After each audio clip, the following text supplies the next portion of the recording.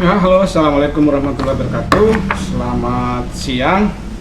Kita ketemu lagi di manajemen pembenihan setelah UTS. Nah, ini untuk UTS kemarin ini belum dikoreksi ya, masih ditabulasi, jadi belum dibagikan jawabannya, jadi belum dikoreksi, jadi belum kita bahas untuk hasil UTS kemarin.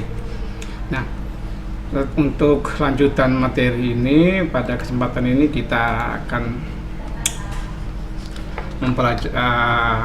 mempelajari tentang sistem air dan biosecurity dalam manajemen pembenihan.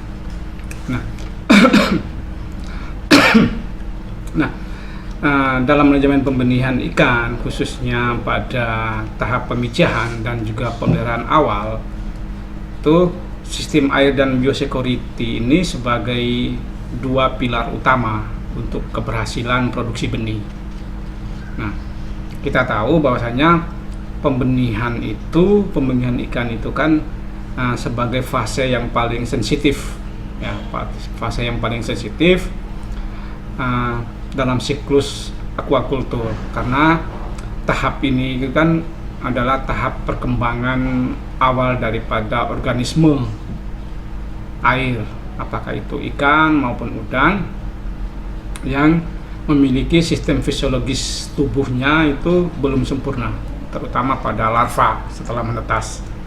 Nah, sehingga kualitas lingkungan yang dikendalikan melalui sistem air ini menjadi faktor penentu utama dalam menjaga keseimbangan homeostasi organisme akuatik. Homeostasi itu apa? Jadi keseimbangan antara air dan juga tubuh ikan. Jadi harus seimbang. Nah, dalam sistem pengelolaan air ini fungsinya untuk memastikan parameter kualitas air tersebut itu, apakah itu suhu, oksigen terlarut, pH, maupun konsentrasi senyawa toksik seperti amonia maupun nitrit, itu berada dalam kisaran optimal untuk pertumbuhan larva. Nah, dalam konteks ini penerapan sistem resirkulasi, ya, resirkulasi kalau kita lihat di contoh gambar ini, ya, ini kan resirkulasi. Nah, resirkulasi aquaculture system atau biasanya kita sebut dengan teknologi RAS itu, dia bekerja melalui kombinasi filter mekanik dan juga dengan harapan untuk menghilangkan partikel yang tersuspensi. Filtrasi biologis itu biasanya memanfaatkan bakteri nitrifikasi seperti Nitrosomonas maupun Nitrobacter, itu untuk melakukan proses oksidasi amonia menjadi nitrat. Yang amonia kan kandungan senyawa organiknya tinggi, diubah menjadi nitrat yang tidak membahayakan, serta proses-proses deinfektan menggunakan ultraviolet ataupun ozon untuk menekan populasi mikroorganisme patogen. Itu biasanya digunakan di sana, sehingga lingkungan perairan itu menjadi lebih stabil dan mendukung pertumbuhan serta kelangsungan hidup larva. Nah, di sisi lain, untuk biosecurity itu dia lebih kepada pendekatan yang sistematik. Tujuannya apa? Pendekatan sistematik ini pada biosecurity adalah untuk mencegah introduksi, penyebaran maupun proliferasi daripada agen-agen penyakit dalam sistem budidaya. Konsep biosecurity ini mencakup 3 tahapan utama, yaitu eksklusi. Ya, eksklusi ini adalah mencegah masuknya patogen, Kemudian yang kedua itu adalah inklusi. Inklusi itu mengendalikan patogen yang sudah ada. Patogen yang sudah ada itu kita kendalikan. Dan yang ketiga adalah eradikasi. Eradikasi ini adalah mengeliminasi patogen.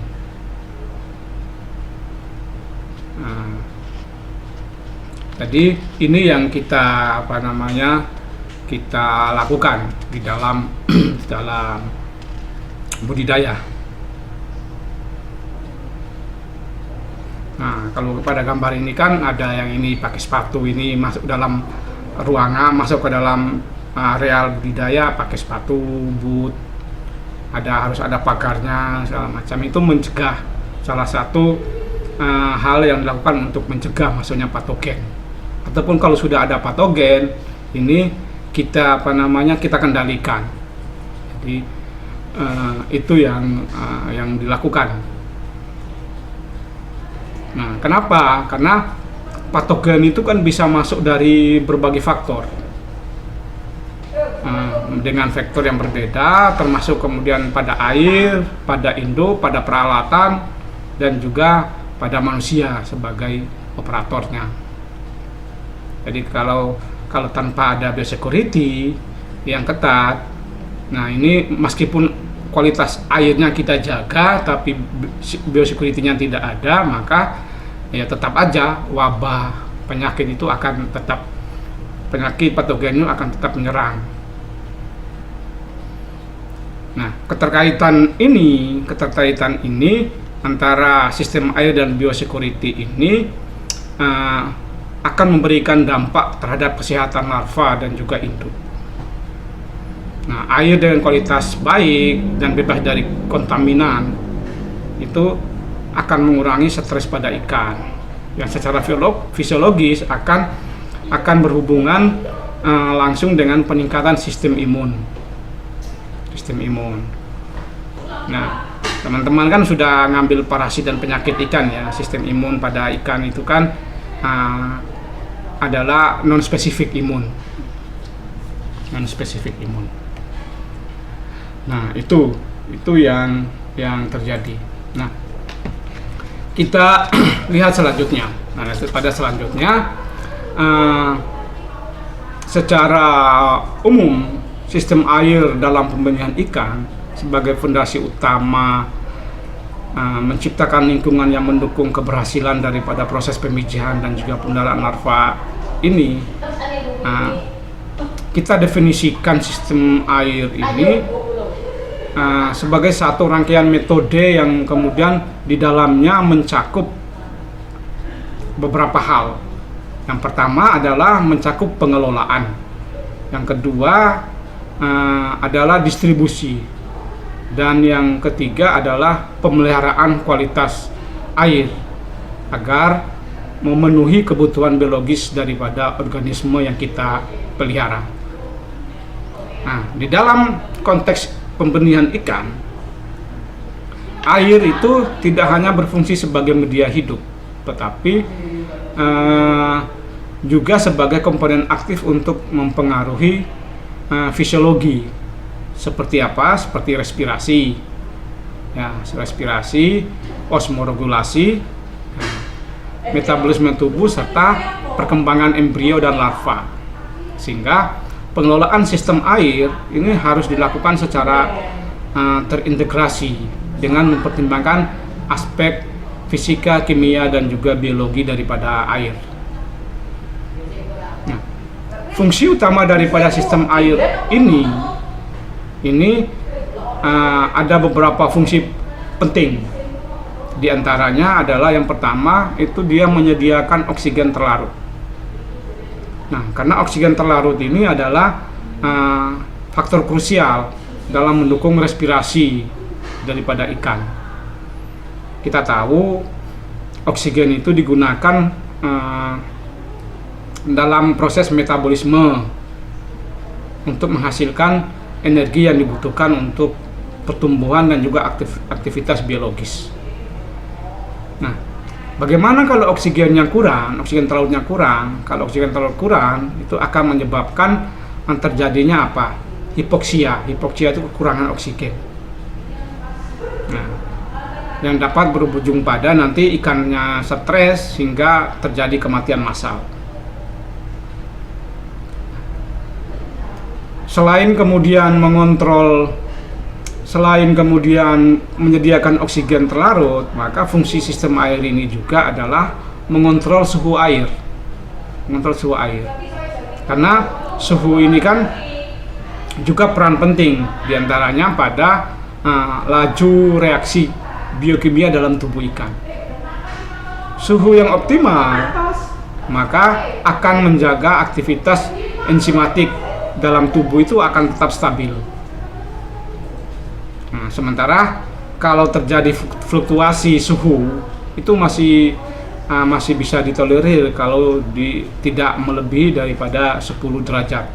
Kalau di atas 10 melebihi 10 derajat atau yang kita anggap sebagai fluktuasi yang ekstrim, itu akan mengganggu proses metabolisme tubuh dan juga meningkatkan kerentanan ikan terhadap penyakit.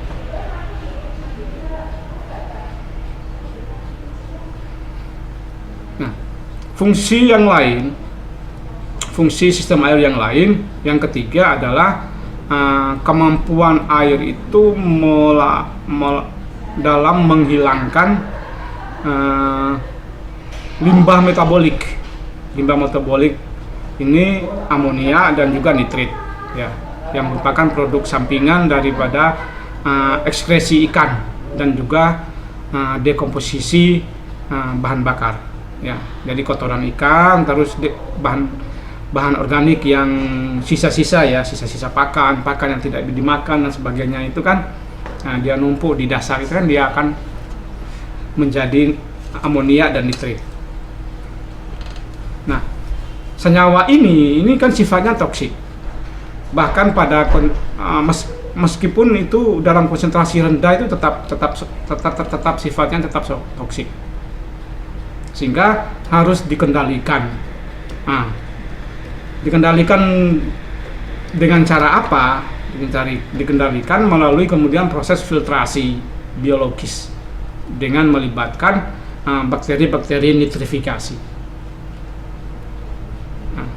Dalam proses nitrifikasi ini, amonia itu dioksidasi menjadi nitrit oleh kemudian bakteri yang namanya adalah Nitrosomonas. Nah, kemudian nitrit ini diubah lagi menjadi nitrat yang relatif kurang berbahaya. Ya, nitrat itu menjadi yang tidak berbahaya oleh namanya bakteri nitrobakter. Nah, proses ini dari amonia menjadi nitrit kemudian menjadi nitrat. Nah, ini merupakan bagian dari siklus nitrogen. Kalau dalam budidaya itu dikenal dengan siklus nitrogen, yang fungsinya adalah menjaga kualitas air agar tetap aman bagi kehidupan larva. Karena larva itu kan sangat sensitif terhadap perubahan lingkungan, apalagi terhadap perubahan lingkungan yang ekstrim. Nah, sementara itu pada fungsi yang keempat dari fungsi sistem air ini adalah menjaga stabilitas pH. Nah, karena pH ini juga menjadi indikator dalam sistem air. pH itu mempengaruhi keseimbangan ion dan juga aktivitas enzim dalam tubuh ikan. Kalau pH terlalu rendah atau terlalu tinggi, itu akan memberi dampak pada gangguan fisiologis. Di antaranya adalah insang itu akan jadi rusak. Nah, jadi dan juga mengganggu efisiensi daripada pernapasan. Efisiensi daripada pernapasan gua akan terganggu. Nah, selain itu juga fungsi sistem air juga dia mengurangi patogen, melalui apa? Melalui kombinasi daripada filtrasi dan juga disinfektan, seperti penggunaan UV, ultraviolet ataupun ozon dalam biosecurity. Nah, hal-hal ini menjadi penting, untuk menekan populasi mikroorganisme yang berbahaya yang dapat menyebabkan munculnya penyakit, terutama pada fase larva. Karena larva itu kan sistem imunnya belum berkembang.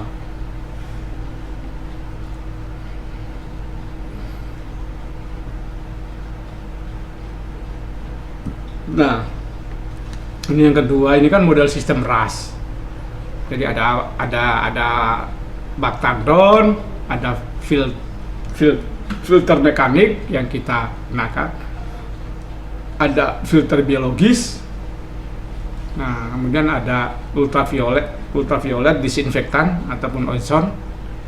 Kemudian ada oksigenasi ataupun kemudian proses aerasi.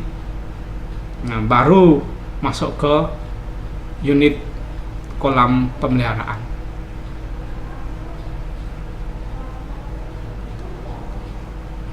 Nah, ini berikutnya adalah secara umum, kisaran umum parameter kualitas air yang ideal untuk pembenihan.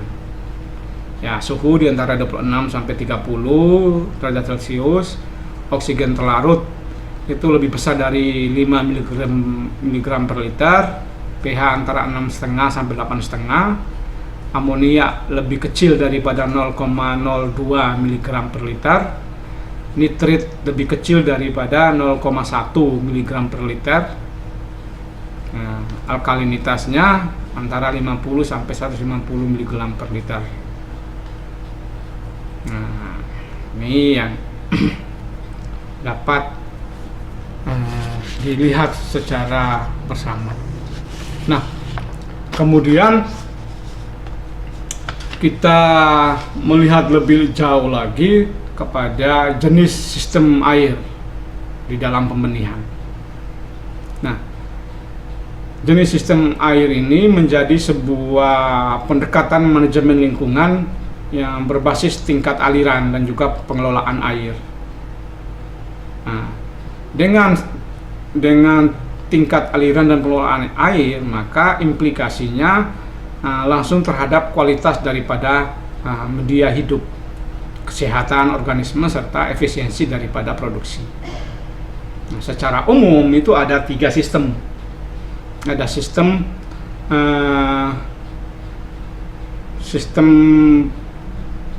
air, yaitu sistem statis, ada sistem air mengalir, ada juga sistem resirkulasi.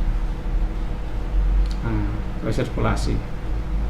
Perbedaan mendasar dari ketiga ini adalah terletak pada dinamika airnya. Selain dinamika air, ada juga perbedaannya itu juga pada tingkat pergantian air serta kompleksitas pengelolaan daripada kualitas air. Nah, sehingga dengan jenis sistem yang berbeda, maka akan menentukan stabilitas parameter lingkungan dan juga resiko biologis unit pembenihan juga akan berbeda-beda. Nah, kita bedah satu persatu. Untuk sistem statis ini adalah yang paling sederhana, di mana air itu kan tidak mengalami resirkulasi ataupun pergantian air secara kontinu, tetapi dilakukan secara periodik. Jadi banyak umum yang dilakukan di unit-unit pemeliharaan pembenihan itu kan seperti itu. Jadi kolam airnya diisi, ya sudah, hanya diaerasi, tidak ada resirkulasi, tidak ada pergantian air. Yang ada adalah penambahan air. Ketika air itu berkurang berapa senti, kita tambahkan berapa senti, masukkan air. Nah, itu yang paling sederhana. Itu namanya sistem air statis. Nah, sistem air statis ini semua ya semua sistem itu kan selalu, semua sistem pendekatan itu selalu ada kelebihan maupun kekurangan. Nah, pada sistem air statis, ini keterbatasannya itu dalam menjaga keseimbangan kualitas air. Kenapa? Karena akumulasi daripada bahan organik dan limbah metabolik seperti amonia itu akan terus meningkat dari waktu ke waktu. Ya, hari ini kita beri makan, ada sisa pakan mengendap di dasar, nanti ditambah lagi kotoran ikan, besok juga sama. Apalagi satu hari misalkan kita kasih makan, kalau masih benih itu kan, nah kita kasih makan kan kebanyakan itu ad libitum ataukah 4-6 kali sehari. Nah, jadi misalkan jam 7 dikasih, jam 6 dikasih makan, nanti jam 10 dikasih makan, nanti jam 1 dikasih makan, nanti jam 4 sore dikasih makan, jam 6 sore atau jam 7 itu dikasih makan lagi. Nah, jadi antara 4-6 kali. Nah, jadi terjadi penumpukan bahan metabolit di dalam perairan. Dan airnya tidak mengalir, hanya statis saja, sehingga penumpukan itu terjadi. Nah, ketika terjadi dekomposisi bahan metabolit ini di dalam air, maka ada pengaruhnya juga. Pengaruhnya adalah dia akan menurunkan kadar oksigen terlarut. Nah, ini yang terjadi. Sehingga fluktuasi parameter air, terutama fisika kimia air itu menjadi cukup tinggi, sehingga dampaknya adalah ikan stres. Kalau ikan sudah stres, maka daya tahan itu menjadi turun.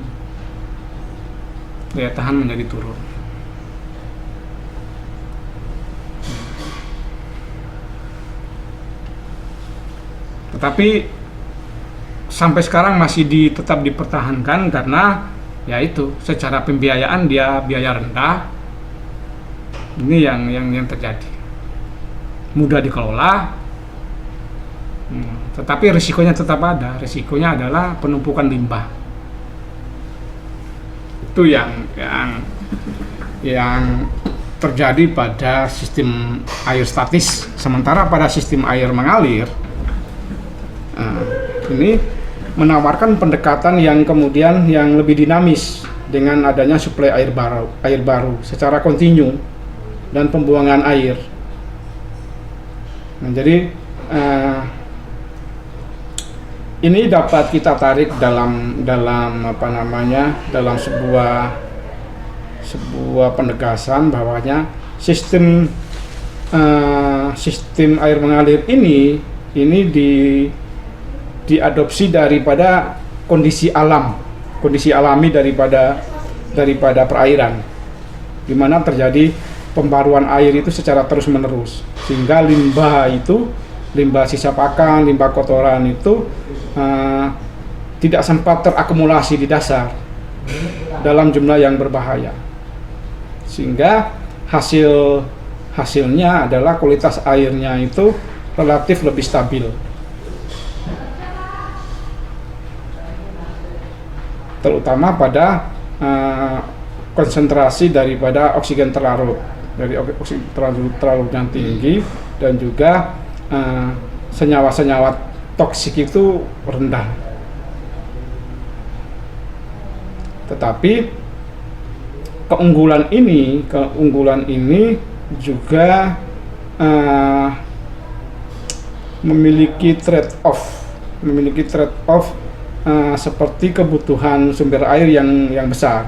Jadi sumber airnya harus besar karena terjadi proses pergantian air, terus air mengalir ya. Jadi masuk, ada yang keluarin, ada yang masuk, itu secara kontinu. Jadi penambahan air misalkan 10% per hari itu bisa, ataukah dilakukan per hari 10% per hari. Jadi keluar 10%, masuk 10% tiap hari, seperti itu.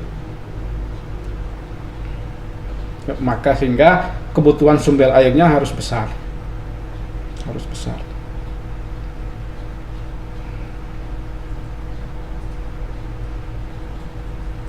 Nah, kelemahannya juga adalah karena dia ini tanpa filter, maka tetap memiliki potensi masuknya patogen daripada sumber air yang masuk yang kita gunakan. Nah, untuk menjaga ini maka tetap membutuhkan namanya biosecurity. Jadi harus ada tandon, di tandon itu kita treatment airnya dulu, baru itu dialirkan. Sehingga di dalam pola layout daripada kolam ataupun tambak, kalau kita mau usaha itu apa ya? Itu hanya 40% itu untuk kolam, sedangkan 60% itu untuk tandon dan juga ipal, tandon dan ipal. Jadi 30% kolam, 40% kolam, 30% tandon, 30% lagi adalah untuk ipal. Jadi misalkan kita punya lahan 1 hektar, misalkan 1 hektar, berarti 1 hektar itu berapa? Berarti 10.000 apa 1.000? 10.000 ya, 10.000 meter persegi ya. Berarti 4.000 meter perseginya itu untuk kolam. Mau pakai berapa petak terserah, pokoknya total keseluruhannya 4.000 meter persegi. 3.000 meter perseginya itu untuk tandon, jadi berapa kolam terserah, pokoknya totalnya 30% ya. Nah, begitupun dengan ipalnya juga sama. Jadi tidak, kalau di praktek di pembudidaya kita itu kan beda. Yang banyak kolamnya, tandonnya sedikit. Itu pun tandonnya tidak ditreatment, tidak ada proses treatment air lagi, cuma diendapkan saja tanpa ada proses yang lain. Nah, jadi itu yang menjadi catatan pada sistem air mengalir. Sementara pada sistem resirkulasi atau kita kenal dengan namanya RAS, Recirculating Aquaculture System, ini adalah pendekatan sistem yang paling modern dari pengelolaan sistem air, di mana sistem RAS ini dia mengintegrasikan prinsip rekayasa lingkungan, mikrobiologi dan juga teknik filtrasi untuk menciptakan sebuah sistem yang tertutup dengan kontrol kualitas air yang sangat tinggi. Jadi air itu dibuang tapi digunakan kembali, dibuang, diproses, digunakan kembali.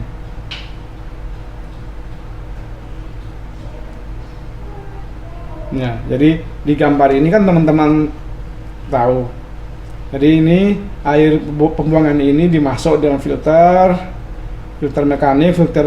mekanis, filter kimia, disinfektan dulu atau di UV, kemudian diaerasi, dimasukkan lagi ke kolam pemeliharaan. Jadi begitu terus, dibuang, dipakai. Nah, jadi sistemnya begitu terus.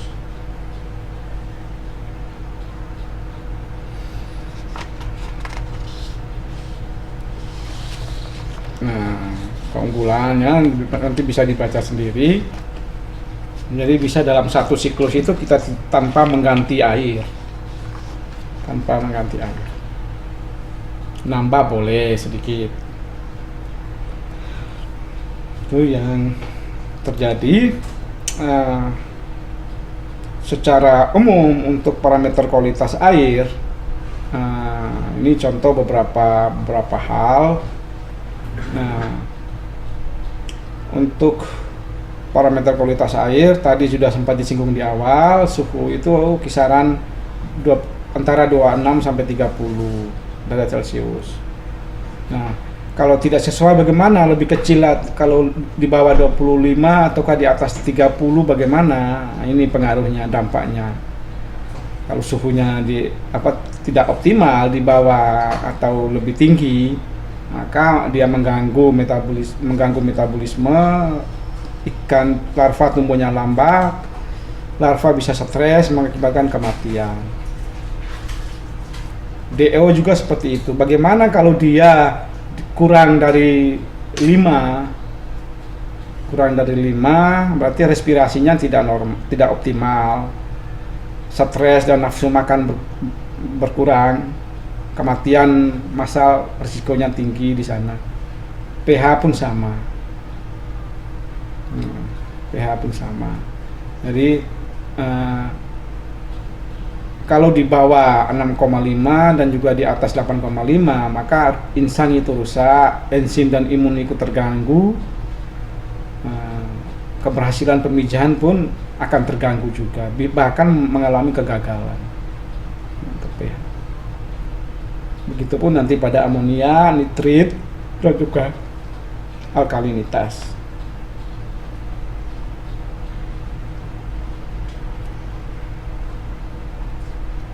Nah, dalam proses nitrifikasi ataupun dalam proses siklus N, ini kan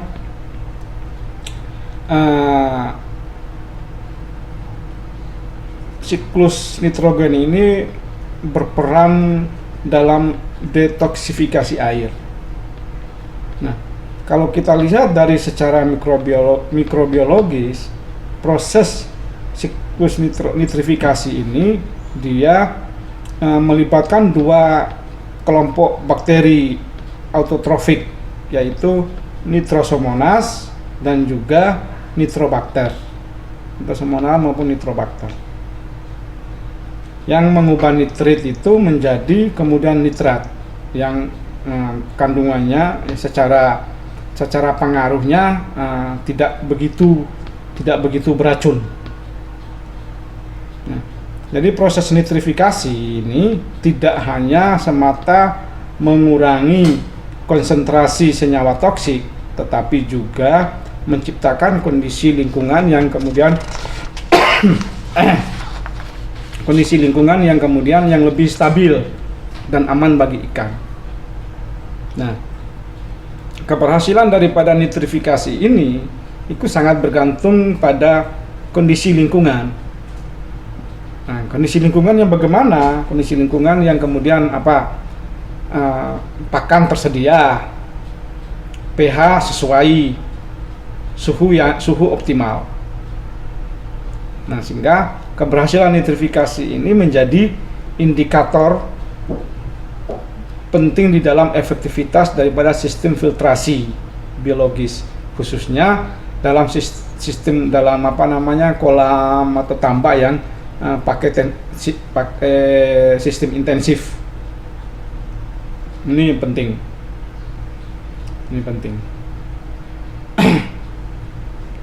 Nah, dan yang terakhir, bagaimana manajemen sistem air yang efektif. Nah, manajemen sistem air ini kan sebagai upaya kita di dalam mengimplementasikan praktek dari prinsip-prinsip pengelolaan air melalui pendekatan monitoring. Jadi memonitoring, kemudian apalagi mengendalikan dan juga memelihara sistem secara berkelanjutan. Jadi 3 poin itu inti daripada manajemen sistem. Jadi monitoring, mengendalikan dan juga pemeliharaan sistem yang berkelanjutan, efeknya. Nah, monitoring rutin itu seperti kita cek harian.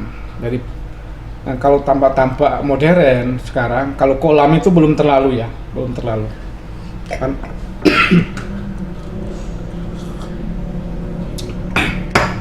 Untuk tambak-tambak modern Ini sekarang yang intensif itu kan dia data kualitas airnya kan ketat itu. Pagi dimonitor airnya, siang dimonitor, sore dimonitor lagi. Kadang malam juga ada yang monitor. Dicatat data harian di sana. Jadi menjadi penting. Jadi monitoring rutin kualitas air terutama DO, pH. Nah, ini menjadi penting untuk dicatat perubahannya.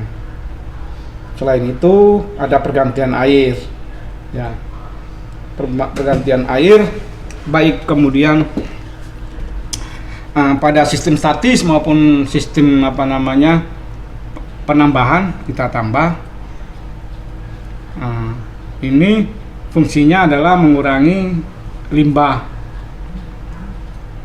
ya, mengurangi limbah dan juga menjaga keseimbangan daripada kimia air. Tuh, kemudian manajemen sistem air yang ketiga adalah aerasi. Nah, aerasi itu menjadi penting, ya, untuk memastikan bahwasanya suplai oksigen itu cukup serta membantu proses pencampuran air sehingga distribusi oksigen itu merata untuk ke semua luas dalam satu luasan kolam. Tidak hanya aerasi itu bisa dinikmati di pinggir sampai tengah, tapi tengah sampai ke pinggir yang sebelahnya lagi tidak dapat, itu nggak boleh, harus merata. Nah, untuk itu maka biasanya menggunakan blower ataupun difusi. Ya, kita atur proses aerasi yang ataukah pakai sistem Venturi juga bisa. Dan yang terakhir, manajemen sistem air yang terakhir adalah penggunaan daripada filtrasi. Nah, filtrasi apakah itu filtrasi mekanik ataupun biologis itu berperan dalam menghilangkan partikel-partikel padat. Nah, partikel-partikel padat dan mendukung aktivitas daripada mikroorganisme nitrifikasi. Jadi kotoran-kotoran besar itu dapat kita filter, tidak mempengaruhi kualitas air nantinya. Itu secara umum.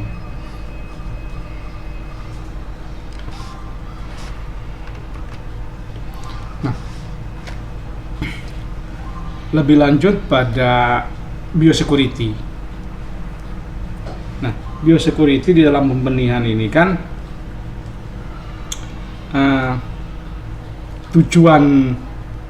tujuannya itu kan menjaga kesehatan ikan, ya, menjaga kesehatan ikan, menjaga stabilitas produksi serta keberlanjutan usaha. Nah, biosecurity itu kalau secara pengertiannya teman-teman bisa baca sendiri itu, ya. Masyarakat yang tindakan untuk mencegah masuk bla bla bla. Nah, secara umum ini kan tindakan terintegrasi yang dirancang untuk mencegah masuknya, berkembang dan juga menyebarnya agen patogen dalam sistem budidaya.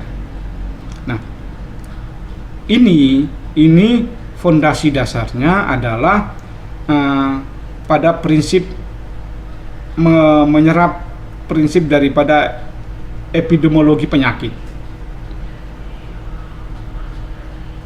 gimana? Kenapa? Interaksi antara antara ikan, patogen dan yang lingkungan itu akan menentukan penyakit. Nah, kalau inangnya salah satunya kurang bagus, maka penyakit akan muncul. Misalkan inangnya bagus, patogennya inang yang bagus, ya, lingkungannya kurang bagus, patogen muncul. Nah, lingkungan bagus, inangnya kurang bagus, ya penyakit juga akan muncul karena daya tahannya tidak ada. Jadi dua-duanya harus berada pada titik yang bagus semua.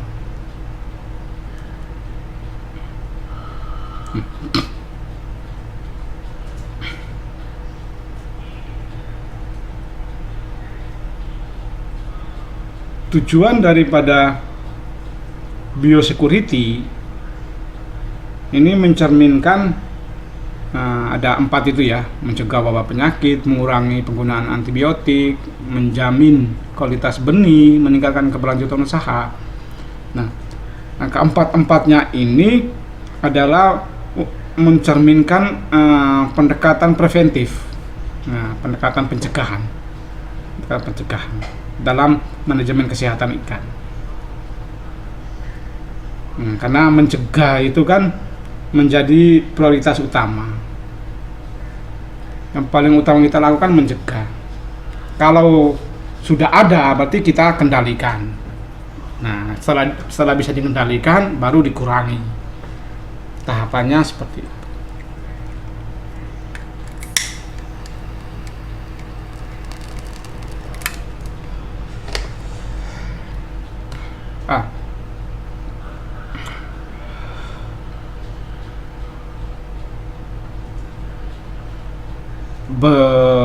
Nah, setelah tujuan, maka kita akan melihat sumber-sumber kontaminasi. Secara umum, sumber kontaminasi ini dia ini kan menjadi entry point, tempat masuknya patogen dalam sistem budidaya ataupun pembenihan. Di antaranya sumber kontaminasi itu ada air, ada induk, peralatan, pakan juga menjadi sumber kontaminasi juga, manusia yang bekerja menjadi sumber penyakit juga, serta lingkungan sekitar. Nah, air, kenapa kok dia bisa kontaminasi? Karena kita tidak tahu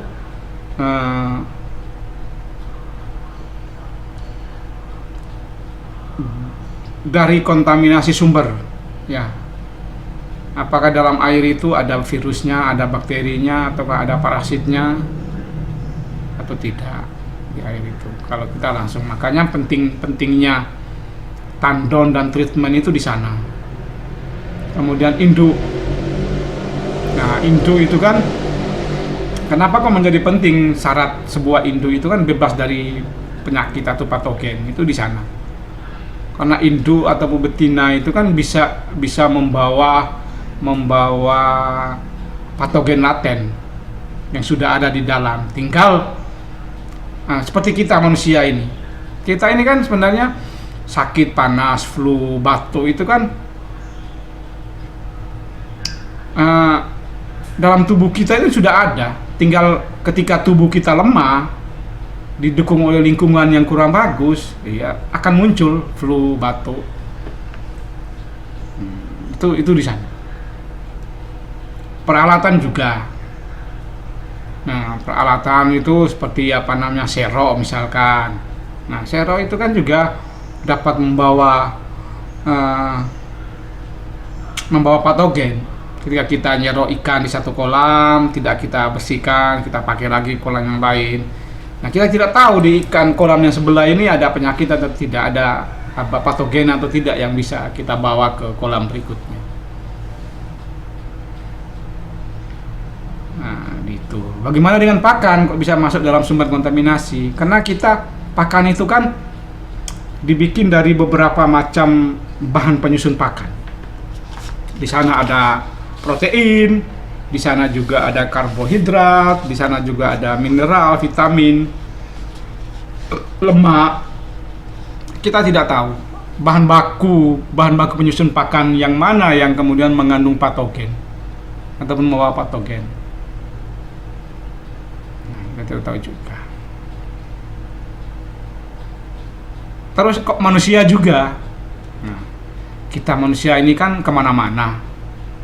Ya, dari rumah ke tempat kerja, di perjalanan itu kan ya kadang terpapar sama asap knalpot segala macam kita nginjak apa. Nah, kalau masuk dalam area budidaya tanpa itu di disinfektan, apakah itu melalui pakaian, melalui sepatu atau tangan, itu kan juga akan membawa sumber patogen masuk dalam lingkungan budidaya. Kalau lingkungan sekitar, yang terakhir pada lingkungan sekitar itu bisa berupa serangga sekitar, limbah, banjir yang muncul yang di sekitar lokasi usaha budidaya.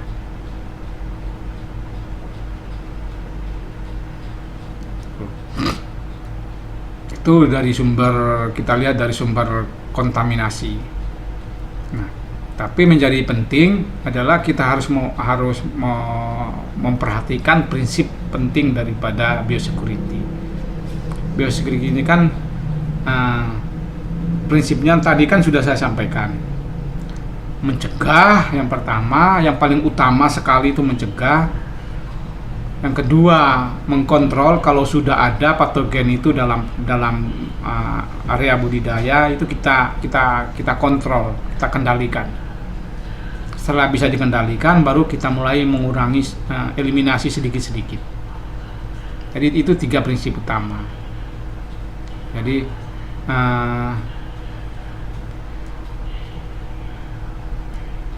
preventif, kontrol, dan juga eliminasi. 3 itu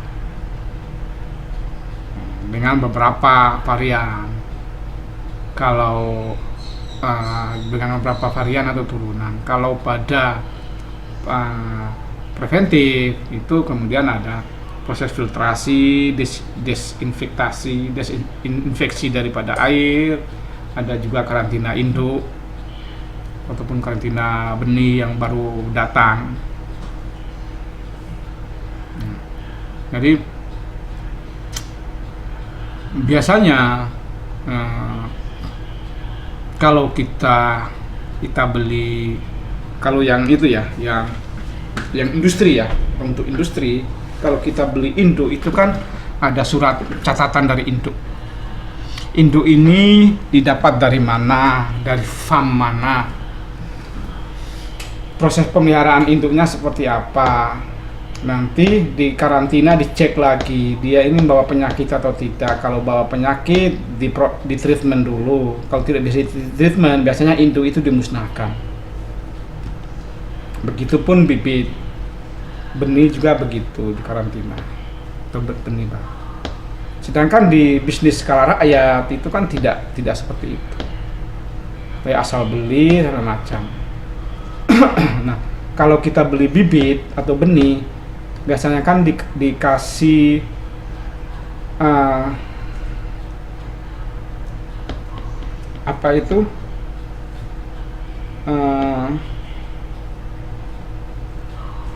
untuk mengecek ikan benih itu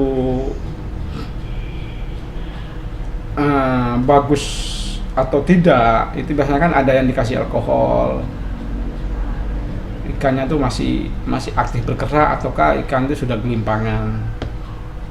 Itu bisa dilakukan observasi,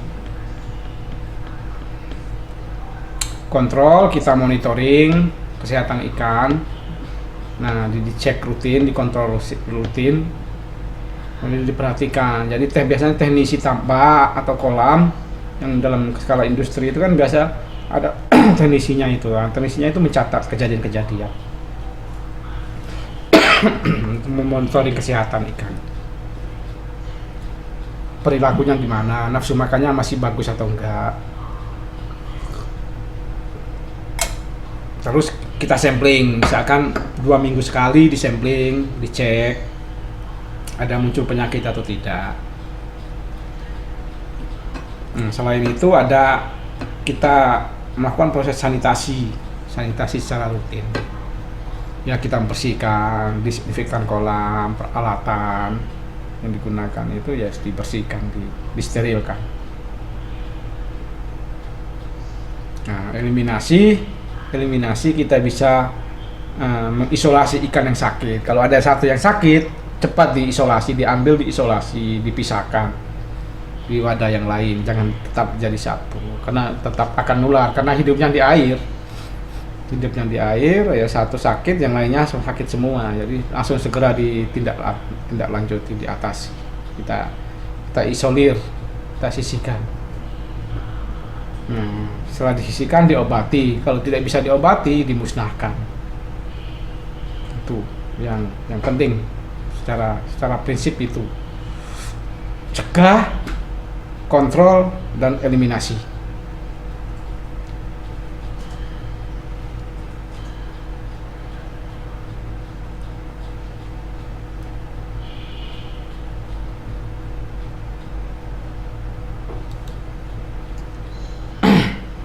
Nah,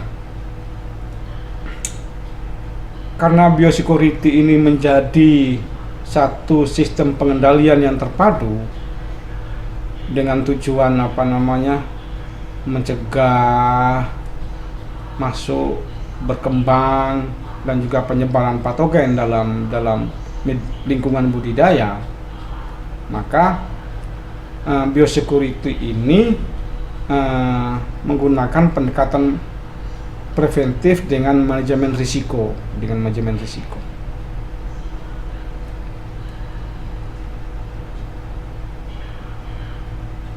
Nah, komponen utama biosecurity dalam manajemen risiko ini adalah 3 komponen penting, yaitu biosecurity fisik, biosecurity operasional, sama biosecurity biologis. Nah, biosecurity fisik itu namanya fisik ya, jadi kelihatan secara fisiknya. Areal budidaya itu, lingkungan budidaya itu harus kemudian dipagari, ada pagarnya. Ada sistem pintu masuk dan keluar yang tersentral. Nah, jangan sampai ada banyak pintu keluar masuk. Pintu keluar masuk hanya satu, agar tersentral, agar bisa kita kontrol keluar masuknya orang dan peralatan. Nah, itu penerapan SOP itu. Nah, ada juga kemudian zona bersih dan kotor. Juga harus kita bagi di sana. Oh, zona ini zona bersih. Jadi ketika kita mau masuk ke zona bersih, maka harus ada proses disinfektan, proses biosecurity yang lebih ketat lagi. Misalkan masuk dalam ruangan benih, nah, misalkan sandal, sepatu harus dilepas. Nah, misalkan harus nyelupkan nyelupkan kaki di larutan yang ada kaporitnya, kan, untuk membersihkan kaki dari sumber-sumber dari patogen yang menempel, ataukah harus pakai jas lab yang sudah disediakan. Itu menjadi sebuah biosecurity fisik yang harus kita jalani. Ada juga biosecurity operasional. Biosecurity operasional adalah semua usaha harus punya SOP, standar operasional prosedur untuk setiap kegiatan. Bagaimana kemudian cara sampling ikan yang baik, bagaimana cara memberi pakan, bagaimana cara memasukkan alat, segala macam. Semuanya itu harus ada standar operasi. Kemudian berikutnya ada disinfeksi daripada alat harus kita sterilkan. Semua alat dan wadah harus disterilkan secara rutin. Misalkan setelah pakai disterilkan, taruh kembali. Jangan sampai kita lupa mensterilkan. Nah, ada juga footbath, perendaman kaki dalam disinfektan sebelum kita masuk. Nah, itu biasanya bisa juga itu pada pos masuk, ataukah juga sebelum kita memasuki areal budidaya, misalnya digunakan itu. Sedangkan biosecurity biologis itu penggunaan probiotik, nah vaksinasi kalau ada, nah, ada juga seleksi ya, seleksi induk. Nah itu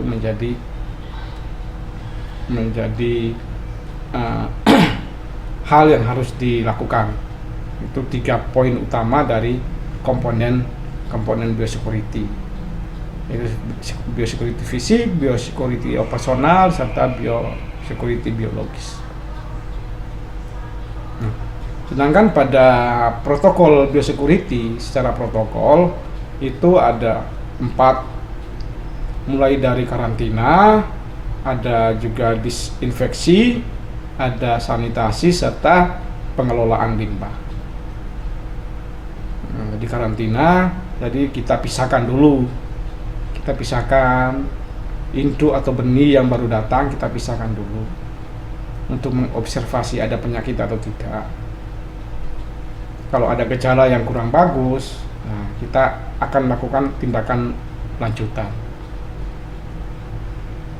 dipisahkan lagi, diobati, kalau tidak bisa diobati dimusnahkan. Disinfeksi pun sama. Disinfeksi bisa digunakan larutan klorin ya, klorin 10-20 ppm kita gunakan untuk mendisinfeksi daripada air. Ada iodin untuk kemudian mensterilkan peralatan. Ada juga UV, ultraviolet, untuk kemudian sterilisasi daripada pengelolaan air yang digunakan secara modern. Peralatan pun sama, untuk sanitasi pun sama. Alat direndam dalam disinfektan. Kolam atau akuarium kita bersihkan setelah panen, setelah proses selesai, kita bersihkan sebelum siklus baru lagi datang. Kita bersihkan dulu, sterilkan lagi, sehingga teman-teman nanti kalau di praktek kerja makan PKM itu nanti jangan kaget, nanti disuruh untuk nyikat kolam, nyikat akuarium, karena itu jadi sebelum digunakan itu disterilkan semuanya dulu di sana. Dan juga yang terakhir adalah mengelola limbah. Dari air limbah budidaya itu harus diolah dulu. Nah, peraturan Permen LH 1 2025 itu mewajibkan adanya setiap tambak itu harus mempunyai unit IPAL, instalasi pengelolaan air limbah. Nah, jadi air limbah itu harus diolah dulu sebelum dibuang ke perairan. Minimal mutu kelas air itu minimal C, kelas C sebelum dibuang ke perairan. Jadi jangan langsung dibuang. Nah kita itu kan biasanya langsung dibuang, itu kurang bagus. Itu bisa. Itu hal-hal yang kemudian penting untuk kita pahami dalam kalau mau pada bisnis pembenihan, hal-hal itu harus bisa kita pahami bersama.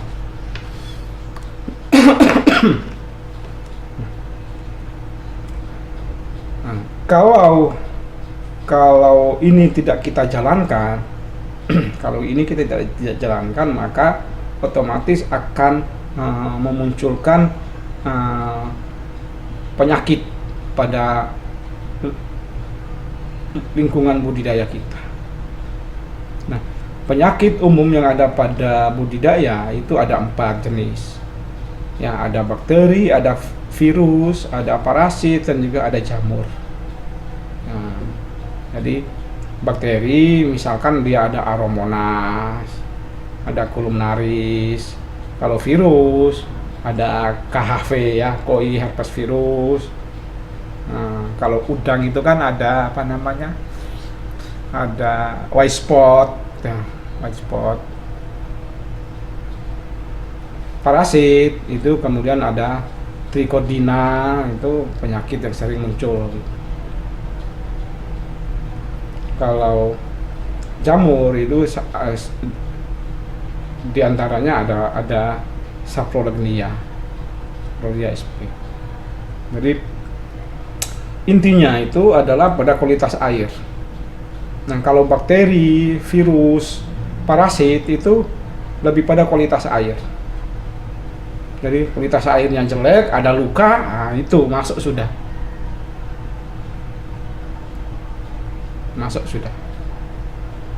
Kalau jamur itu lebih kepada luka, luka dulu baru kualitas air. Nah, itu nanti teman-teman bisa baca sendiri ini. Nah, ini yang harus dilakukan. Jadi secara umum langkah daripada penerapan biosecurity untuk menjaga ini adalah kemudian kita cegah. Setelah kita cegah, kita pantau secara rutin. Nah, ya monitoring dan lain sebagainya itu ya. Kemudian kita harus menjaga kebersihan areal budidaya, baik di areal pembenihan, pembesaran maupun area kantor ataupun keluar masuk, semua dalam lingkungan budidaya itu kita jaga kebersihan. Kemudian ada tindakan cepat. Nah, kalau ada gejala penyakit, gejala itu langsung kita sisihkan, kita isolir daripada yang lain, isolasi. Dan terakhir adalah evaluasi. Harus dilakukan evaluasi rutin dalam memperbaiki sistem biosecurity. Nah, secara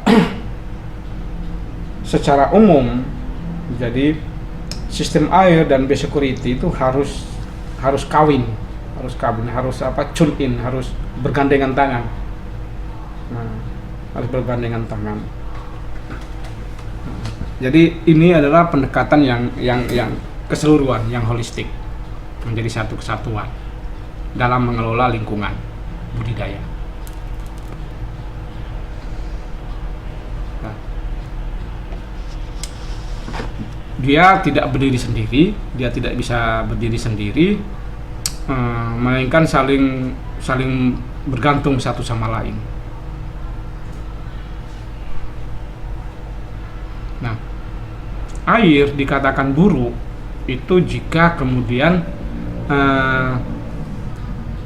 oksigen terlarutnya rendah, terus konsentrasi amoniaknya tinggi, kemudian stabilitas pH-nya rendah.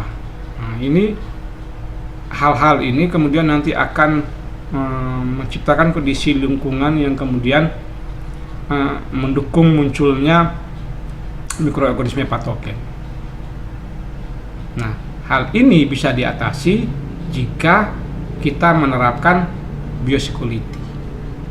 Kalau biosecurity kita lemah, maka akan membuka jalur masuknya patogen dari berbagai macam sumber patogen tadi ya. Dari air, dari ikannya itu sendiri, dari pakan, dari orang, semuanya itu di sana. Jadi kalau biosecurity kita rendah, maka pintu masuk daripada patogen itu akan masuk dengan sendirinya. Sehingga itu. Jadi harus ada saling melengkapi di sana, saling melengkapi. Jadi kita lakukan pada pada praktek, apakah itu dengan menggunakan proses daripada pola resirkulasi ditambah dengan sterilizer menggunakan ultraviolet sehingga menghasilkan air bersih yang bebas patogen, ataukah kita dengan menggunakan filtrasi secara biologis. Filtrasi biologis ini kita menggunakan bantuan daripada Nitrobacter dan juga Nitrosomonas dan juga Nitrobacter untuk kemudian pada filter biologisnya untuk proses nitrifikasinya, sehingga mengurangi daya stres daripada ikan. Ini juga harus kita gunakan secara keseluruhan. Nah, penerapan kedua ini dari sistem air yang bagus ditambah lagi dengan penerapan biosecurity yang ketat, maka akan menghasilkan manfaat air itu kualitas air itu lebih stabil dan juga bersih, menekan risiko penyakit yang muncul. Kelangsungan hidup itu akan meningkat dengan sendirinya kalau itu sudah bagus. Nah, biaya apalagi dapat kita tingkatkan ataupun kita tekan juga, karena tidak ada yang dibutuhkan untuk kemudian penanganan penyakit. Dan pada akhirnya usaha pembenihan kita akan menjadi usaha yang berkelanjutan dan juga usaha yang ramah lingkungan. Nah, pada gambar yang di samping ini ada contoh studi kasus. Misalkan kematian larva dalam 3 hari terakhir, ketika dianalisis ternyata penyebabnya adalah DO rendah, amonia tinggi, terus tidak ada karantina. Nah, solusi yang bisa kita lakukan dari kasus ini adalah kalau DO rendah, kita bisa melakukan proses aerasi, meningkatkan proses aerasi. Aerasi ditambah dan juga harus menjangkau seluruh bagian daripada luasan kolam. Kemudian menambah biofilter untuk menurunkan amonia. Terus juga kita harus melakukan penerapan SOP daripada biosecurity. Ketika ini kita terapkan, maka kematian massal itu tidak akan muncul lagi, karena kualitas airnya menjadi lebih stabil, larva sehat. Nah, larva sehat itu kan, kalau kualitas air stabil, larva sehat itu kan tingkat kematian menjadi turun drastis, menjadi sangat minim. Kalau itu sudah terjadi, maka SR tinggi, maka ya produksi benihnya meningkat dan juga akan terus berlanjut, tidak tekor atau tidak gulung tikar. Jadi intinya integrasi antara sistem air dan juga biosecurity adalah air bersih dan berkualitas, biosecurity yang kuat, ikan akan menjadi sehat. Nah, ketika ikan sehat dan produksinya tinggi, maka usaha itu bisa dikatakan sangat berhasil. Itu dan yang terakhir, di penghujung materi ini, secara keseluruhan dari materi ini bahwasanya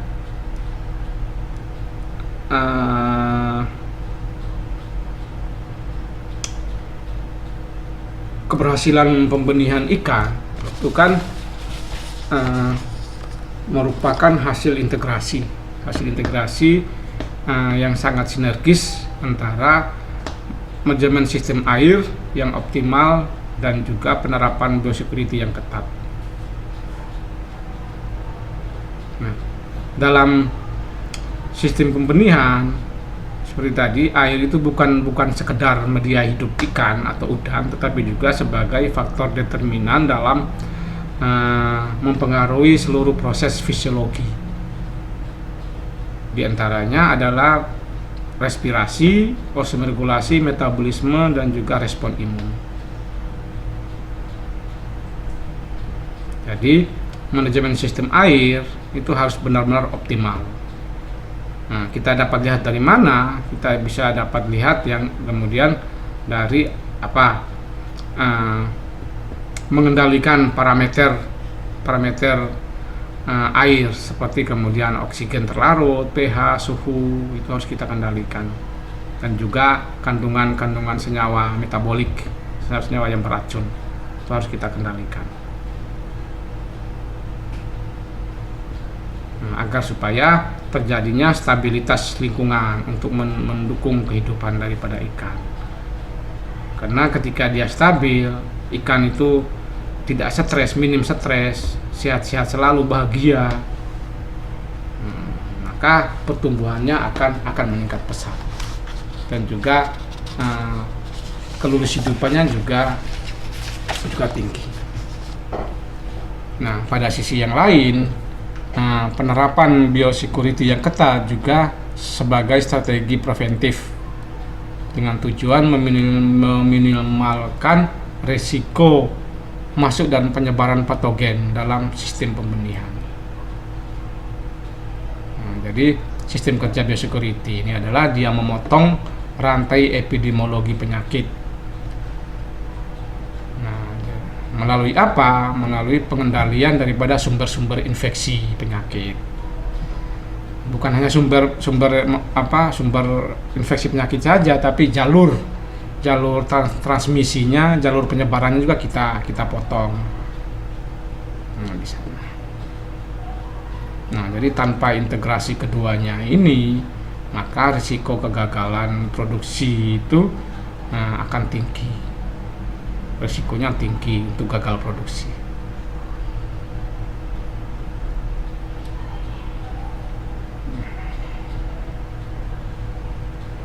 Jadi yang terakhir, teman-teman bisa melihat di tabel itu, tabel perbandingan hasil.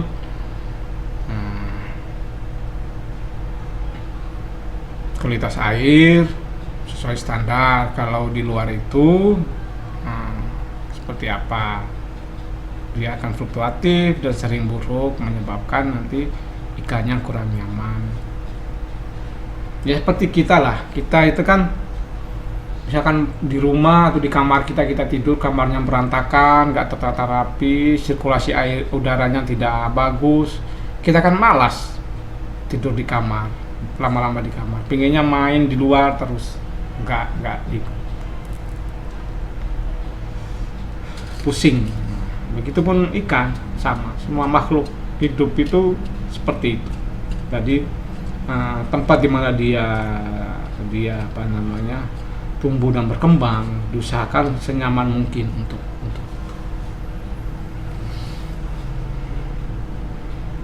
Nah, dari ini maka yang dapat kita tarik benang merahnya adalah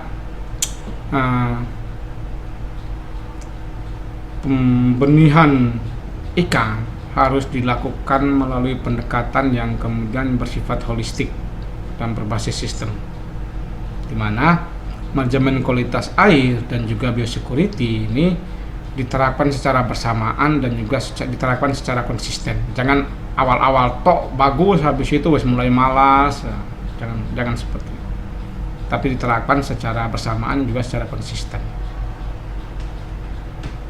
Nah, integrasi antara manajemen kualitas air dan juga biosecurity ini mencerminkan prinsip keberlanjutan dalam aquaculture modern, yang kemudian bukan semata-mata orientasinya pada produksi. Peningkatan produksi semata, tetapi juga dalam efisiensi sumber daya, kesehatan lingkungan, dan juga kesejahteraan organisme budidaya itu sendiri.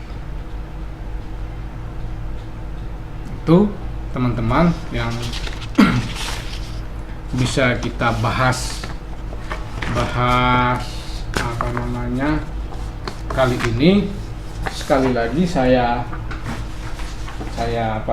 tekankan ke teman-teman, silakan mencari sumber referensi yang terkait dengan sistem air dan biosecurity, agar teman-teman itu mempunyai pandangan yang lain, ada insight yang lain dari ini, untuk membuka wawasan berpikir kita terkait dengan ini. Kita akan ketemu lagi di pertemuan selanjutnya dengan topik manajemen kualitas air khusus untuk pembenihan ikan. Terima kasih. Wassalamualaikum warahmatullahi wabarakatuh. Selamat siang.